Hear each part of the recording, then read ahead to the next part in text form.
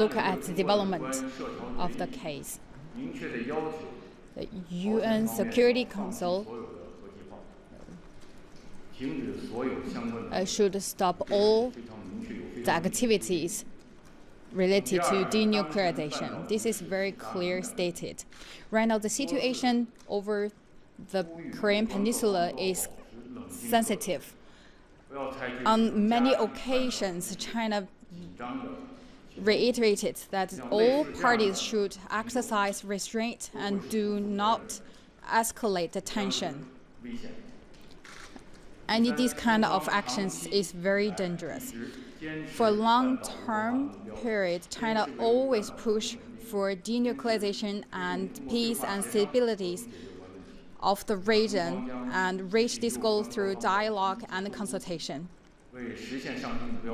China will keep working in this regard to achieve the goal.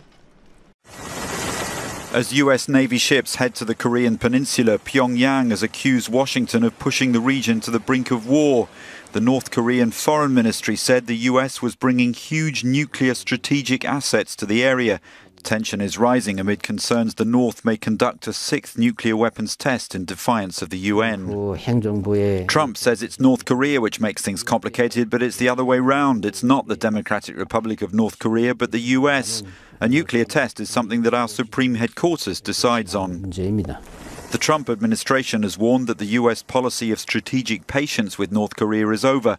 Vice President Mike Pence visits South Korea on Sunday as part of an Asian tour. Obviously, we're concerned about North Korea's pursuit of nuclear weapons and the ability to deliver those nuclear weapons in the region and even to the United States. And that continues to be a major concern, or a primary concern. The time for action is now, and by that, we need to look at ways to put increased pressure on North Korea. China, which opposes North Korea's weapons program, has warned that conflict could erupt at any moment and says military force can't resolve the tension. Beijing has called for talks to rid the peninsula of nuclear weapons. 지금 트럼프 행정부의 이 대조선 정책은 역대 그 행정부들의 대조선 정책에 비해 볼 때도 더 악랄하고 더 호전적인 것으로 이렇게 보입니다. 트럼프가 우리가 이 문제를 일으킨다, 이렇게 표현한 것 같은데, 지금 문제를 일으키고 만들고 하는 거는 미국이지 우리가 아닙니다. 핵 시험에 대해서 말한다면 그것은 우리 최고 지도부에서 결심할 문제입니다. 그래서 최고 지도부에서 결심하는 때, 또 결심하는 장소에서 핵시험이 있게 될 것입니다. The DPRK has held an opening ceremony for its Yonryang Street residential complex in the capital Pyongyang. DPRK leader Kim Jong-un attended the ceremony. A series of skyscraper apartment blocks, including the capital's highest building, has risen since construction started last year.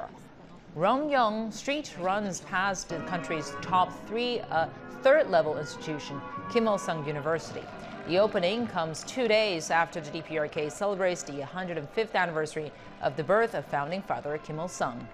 Over 100 foreign journalists has been invited for an important event to find out it was the complex opening ceremony. In response to the U.S. President Trump's warning, the DPRK has said that the U.S. should be the ones to blame for escalating tensions on the Korean Peninsula. Now we're comparing Trump's policy towards the DPRK with the former administrations, and we have concluded that it's becoming more vicious and more aggressive. Trump says it's none other than DPRK which makes things complicated, but it's the other way around. It's not the DPRK, but the U.S. which makes problem. A nuclear test is something that our Supreme Headquarters decide. At a time and at a place that the Supreme Headquarters deems necessary, it will take place. Every day there seems to be more and more talk about the possibility of war on the Korean Peninsula. Looking at the news headlines, you would expect there would be panic here in the streets of Seoul, But when we spoke to people, we found it was quite the opposite. I'm not worried at all. It's not a big thing for me. I don't feel it in my skin. I'm not worried because I've heard so many things about the DPRK. It's a little bit suspect. I'm not worried. The whole situation is like a lie. People here are well known for ignoring the tensions between the two sides of the Korean peninsula, technically still at war, and which do still occasionally clash, leading to the sinking of ships, cross-border artillery fire and casualties. And though we couldn't find anyone on the streets who appeared worried, one rumour has caused a lot of talk. A fake news story that the DPRK would attack the South on April 27 spread so fast on social media, the government felt compelled to issue a rebuttal to calm matters down. Seoul has also been playing down suggestions the US could launch a preemptive strike targeting the north. Our people do not need to feel worried, since South Korea is closely working with the United States and other countries through various ways to control the situation. People we spoke to say the reassurance wasn't needed. I don't care about it because there's a lot of rumors in the tabloids, and this is one of them. So it appears most South Koreans are dealing with the current crisis the way they have dealt with many crises since a ceasefire was declared in the early 1950s. And that is by largely ignoring it. Jack Barton, CGTN, Seoul. He's not saying whether the bombing in Afghanistan is meant to send a signal to North Korea's Kim Jong-un. I don't know if this sends a message. It doesn't make any difference if it does or not. North Korea is a problem. The problem will be taken care of.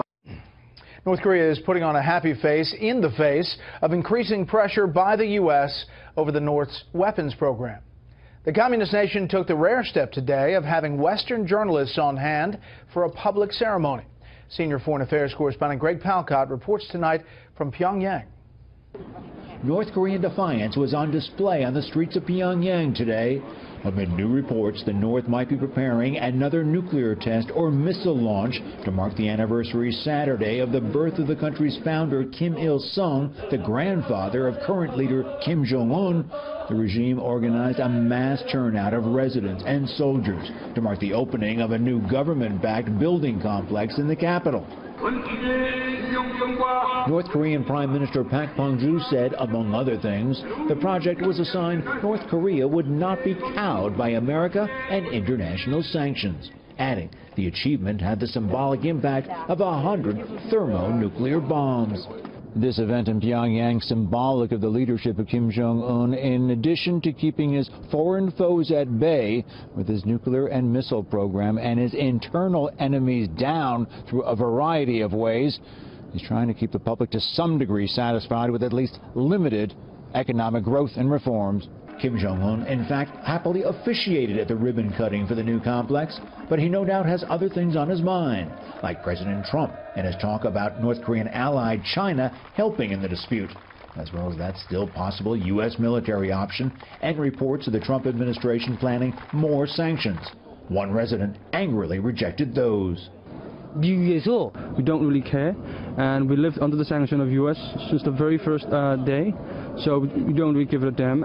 And as for that new building complex, despite the fact that no one lives or works there yet, and the shops look decidedly unshopped, this addition to the showcase capital seemed to please at least one person. Our future looks bright, thanks to Kim Jong-un. The great love of the By the way, those last two comments came with a government official nearby. What do North Korean officials think of the tough talk coming from the Trump administration? Well, to paraphrase one, he told me, bring it on. Brett.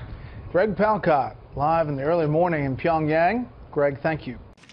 To North Korea, where China is telling the country to cool it on the missile front following a seemingly successful visit to the U.S. to meet with President Donald Trump. North Korea is gearing up for a big birthday celebration to honor Kim Il-sung, the former supreme leader and grandfather of current leader Kim Jong-un. During these celebrations, it's typical for North Korea to launch a missile in a show of military might. Now, will North Korea heed China's warning this weekend or provoke President Trump? RT Simone Del Rosario joins me now to discuss. Simone, will North Korea cool the celebration, and what will happen if it doesn't? Ashley, we're going to have to wait and see. This Saturday, April 15th, marks Day of the Sun. It's the 105th birthday celebration of Kim Il-sung. In the past, it's always included a big rally, big parade celebration, and with all of North Korea's celebrations, some sort of show of strength, maybe a weapons test. It has yet to be used for a nuclear test this date, but a North Korea monitoring group, 38 North, says that all indications from North Korea's Punggye-ri nuclear test site show the country is primed and ready for its 6th nuclear launch. These are their satellite images. So basically, it's Kim Jong-un's decision as to when to launch it. 38 North notes that there's been a lot of movement of pallets, equipment, and personnel, a lot of action that the monitoring group says indicates that North Korea is in fact gearing up for something. On Tuesday, in a session at the People's Assembly where foreign media was actually blocked from attending, Kim Jong-un reportedly said that Pyongyang is ready for war. And then today, state media broadcast these photos you're seeing now. It's from an unknown date and location showing Kim Jong-un attending military exercises and watching some of the drills there on the ground. We know this leader is always eager to showcase a sign of strength and force. Even today, hosting a big celebration in Pyongyang to show off a new building project with skyscrapers in the city, showing that even in the face of some pretty serious sanctions, the country's still able to build things, be it buildings or nuclear missiles. Simone, if North Korea were to launch a missile, how would the U.S. or China respond to that? Well, the U.S. military, seems to be prepared for this. The Trump administration has dispatched an aircraft carrier and a strike fleet near Korean Peninsula in what appears to be a show of force. North Korea is interpreting that show as a sign of military aggression. Now, we know the U.S. did this in anticipation that North Korea would launch a missile either on this occasion on Saturday, or there's also another opportunity later in the month when North Korea has a celebration of armed forces. So maybe in response to the U.S. sending that aircraft carrier, we know that Chinese President Xi and President Trump spoke on the phone yesterday, Xi requesting that the U.S. seek a peaceful resolution to the conflict. China has announced that it's suspending all coal imports through the rest of the year, which could really hit North Korea's economy. And Trump commented on China's response to North Korea and whether the U.S. aircraft carrier in the Korean Peninsula is a provocation today at a press conference. Take a listen. I don't know if this sends a message. It doesn't make any difference if it does or not. North Korea is a problem. The problem will be taken care of. I will say this. I think China has really been working very hard. Trump has made public comments calling on China to take a bigger role in North Korea, but also repeated comments from the president and his administration leaders that have made it clear that if China does not secure the situation there, the U.S. is willing to act without them. Ashley. Thank you so much, Simone, for that report. That was RT correspondent Simone Del Rosario. China has once again called for dialogue, not military action, to resolve the volatile situation on the Korean Peninsula. Foreign Minister Wang Yi said he expects an opportunity for talks to arise amid current tensions, while warning against provocations. On Wednesday, Chinese President Xi Jinping urged a peaceful resolution to the tensions during a phone call with his U.S. counterpart. The conversation follows a war of words between North Korea and the United States, with the two threatening each other with military action. Meanwhile, Washington's key ally Japan has leveled fresh accusations against North Korea, saying it may be capable of delivering nerve gas-equipped missiles. The accusations come amid concerns that Pyongyang could soon conduct another nuclear test and launch more missiles. To discuss that, we're now joined by Mr. E. Michael Jones, who is the editor of Culture Wars online magazine, and he's joining us live now via Skype from Indiana. Mr. Jones, do you think that China will succeed in its call for dialogue? Yes, I think they will. What we're talking about here is the collapse of the Trump administration. Over this past week, the two factions represented by his son-in-law and Steve Bannon had a battle. The son-in-law won, and that meant that the administration now had the green light to attack Russia. That's what the Tomahawk attack in Syria was. It was an attack on Russia. Basically, this ended any type of hope that Trump would be able to pull back from this new Cold War because he is now committed, because the oligarchs have taken over the Trump administration now, okay? Because of that, Trump has to make peace with China.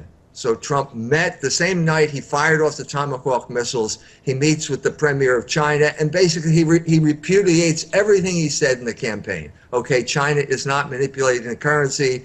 The Chinese are great. We're going to work with the Chinese, because he had to do that now to deal with Korea. So the good news is, yes, it probably will succeed. The bad news is basically it's the collapse of the Trump administration, and the oligarchs are in total control once again. So does that mean, Mr. Jones, if I'm understanding you correctly, that the U.S. Will, in a sense, take a step back in that region? Because, you know, North Korea's major concerns are things like those drills which the U.S. carries out regularly with the South Korean army, its presence in that region close to its borders. I think that's exactly what it means. I think they delegated this job to China. I think that the upcoming elections in Korea will put a pro-North Korean faction in power. And on top of all that, the United States has to deal with the fact that they are now finding submarines off the coast of California. These may be Korean submarines who could launch a nuclear attack against Los Angeles and San Francisco. So given all that, I think what happened here is the Trump administration is pulling back. It's delegating the role to China, and that there probably will be some type of resolution of the conflict. Very well, Mr. Jones, we'll leave it there at that. But of course, as always, we appreciate you sharing it with us. Meanwhile, U.S. President Donald Trump has issued a fresh warning to North Korea amid increased tensions in the Korean peninsula. North Korea is a problem. The problem will be taken care of. I will say this. I think China has really been working very hard. I have really gotten to like and respect. Trump's remarks come ahead of Saturday's 105th anniversary of the birth of North Korean founder Kim Il-sung, when massive celebrations are expected. Trump, who has repeatedly said he would prevent Pyongyang from developing a nuclear missile capable of reaching the U.S., has recently deployed a naval strike group to the region as a show of strength. North Korea has vowed to respond to the U.S. deployment. Amid reports it is planning further nuclear tests. North Korea sharply attacks the U.S. administration for, quote, creating tensions in East Asia and bringing the region to the brink of a war. Pyongyang's Vice Foreign Minister Han Sung-ryul blamed U.S. President Donald Trump for causing trouble in the region with his aggressive tweets. The comment was made in reaction to a tweet by Trump that accused the North of looking for trouble. The Korean official also accused the U.S. of threatening peace and security by sending a naval strike group to waters off the Korean peninsula. He described the situation in the region as a vicious cycle and warned of consequences should Washington launch a preemptive strike. The U.S. president has taken a harsh stance on Pyongyang since taking office in January. He has described the North as a problem that should be tackled immediately. North Korea is a problem. The problem will be taken care of. I will say this. I think China has really been working very hard. Trump's remarks come ahead of Saturday's 105th anniversary of the birth of North Korea's founder Kim Il-sung.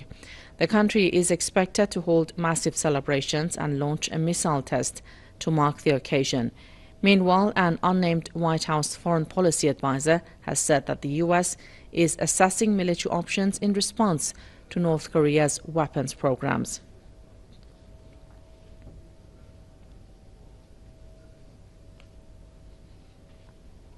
For more on this story, let's go live to the Chinese capital, Beijing, to talk to Einar Tangen, political analyst. Mr. Tangen, thank you so much for being with us. So, as the North Korean official has said and has blamed Trump for causing trouble and for heightened tension in the region, in the sensitive Korean peninsula, it does seem that since taking office, Trump has really exacerbated the situation on the Korean peninsula and heightened tensions there. That's correct, but unfortunately, it's not all the story. I mean, North Korea continuing with its nuclear tests is a provocation, not only to the United States, but also to China. In terms of Trump's behavior, yes, undoubtedly. I think the entire world agrees that no one is quite certain what he's going to do. His unpredictableness is the only thing you can predict about him. And the U.S. has threatened that it might carry out a preemptive strike against North Korea. Is it really allowed to do that, to go ahead and carry out a preemptive strike against the North? Well, I don't think it was technically allowed for them to do it against Syria recently. The fact that he has moved an armada that not only has one, but 3 additional Japanese Aegis destroyers equipped with the newest Aegis missiles, which are interballistic interceptors. The fact that he detonated the most powerful bomb that the United States has in Afghanistan this morning, and that he has said that he's willing to go it alone together with Syria, makes it very clear that this is a very, very dangerous situation, that he will probably act unilaterally if he is given the provocation of having a nuclear test detonated there. How likely is it that Trump would go ahead and do what he has done, for instance, in Syria, as you just mentioned? Do you think he would take the risk and carry out an attack against North Korea? Because even Beijing has warned the U.S. against taking any military action against North Korea. Not only Beijing, but Seoul and also Tokyo. All of them are concerned about a surprise unilateral move, especially in Seoul, where they believe that they are under direct threat from 11,000 pieces of heavy artillery, which could decimate the entire city in a matter of hours. So this is not being taken lightly. It's the reason that Xi Jinping had called Donald Trump to stress that peaceful means are the preferred method. It is unclear, though, what he will do. What is clear is that this has changed the narrative for Donald Trump in Washington, D.C. Gone are the questions about involvement with Russia, the conflicts of interest of himself, his family, his failures on the domestic scene. All of these things have been thrown to the side as people try to figure out what his intentions are in North Korea. Mr. Tangen, we have been seeing some unprecedented measures taken here. For instance, as we had, the U.S. has moved an aircraft carrier group, USS Carl Vinson, to the Korean peninsula. We have seen the U.S. president threatening North Korea in unprecedented terms, talking of preemptive strikes and talking of tackling North Korean problem, as he said it, immediately. Do you think that the Korean peninsula, that sensitive East Asia region, is really on the brink of a war, or is that just another case of heightened tensions in that sensitive region? I wish it was that simple. I do believe that we are on the brink of an armed confrontation that will involve conventional weapons strikes against North Korea, not only at sites where the atomic missiles are done, but probably something very close to a decapitation strike against all positions, artillery and army positions, and including areas of Pyongyang where they believe that the leadership will be hiding. But wouldn't that be too big a risk, both for the U.S. And its regional allies? Absolutely. There's no question about that. If cooler heads prevail, this will not happen. But the fact that he's already moved this armada in, if he backs down now, he risks being labeled another Obama, drawing lines in the sand or the sea and then not following through. As we've seen, he is sending very clear signals that he is willing to used very powerful weapons unilaterally based on his own judgment. And this is the danger that we confront today. Okay, thank you so much, Mr. Tangen. Einar Tangen, political analyst, joining us live from the Chinese capital, Beijing. Thank you very much.